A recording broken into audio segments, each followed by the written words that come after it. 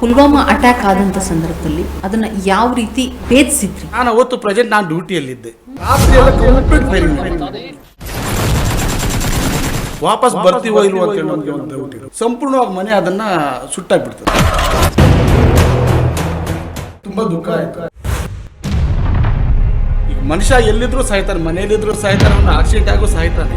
ಆದ್ರೆ ದೇಶಕ್ಕೋಸ್ಕರ ನಾವೊಂದು ಮರಣ ಹೊಂದಿದಾಗ ನಮ್ಗೆ ಏನೋ ಒಂದು ಅದೊಂದು ಗೌರವ. ನಮ್ಮ ದೇಶಕ್ಕೋಸ್ಕರ ನಾವು ಫಿಲ್ಮಿ ದೃಶ್ಯ ತರ ನಿಮ್ಗೆ ಆ ಸಂದರ್ಭದಲ್ಲಿ ಆ ಗಾಡಿ ಸೇಮ್ ಫಿಲಮ್ ತರ ನೀವು ಗಾಡಿ ಮೇಲೆ ಹೋಗ್ಬಿಡ್ತು. ಅದು ಮೇಲೆ ಕೆಳಗಡೆ ಬಂದ ತಕ್ಷಣ ಕ್ಯಾಂಡಿಡೇಟ್ ಮತ್ತೆ ಗನ್ ಮ್ಯಾನು ಡ್ರೈವರು 3 ಜನ ಸ್ಪಾಟ್ ಔಟ್.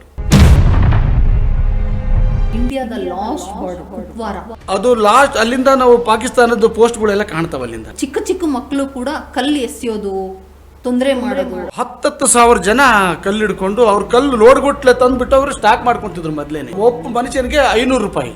ಕಲ್ಲು ಹೌದು, ಕಲ್ಲು ಎಸೆಯಕ್ಕೆ ಅವ್ರು ಕೂಲಿ ಕೊಡ್ತಿದ್ರು 500 ರೂಪಾಯಿ.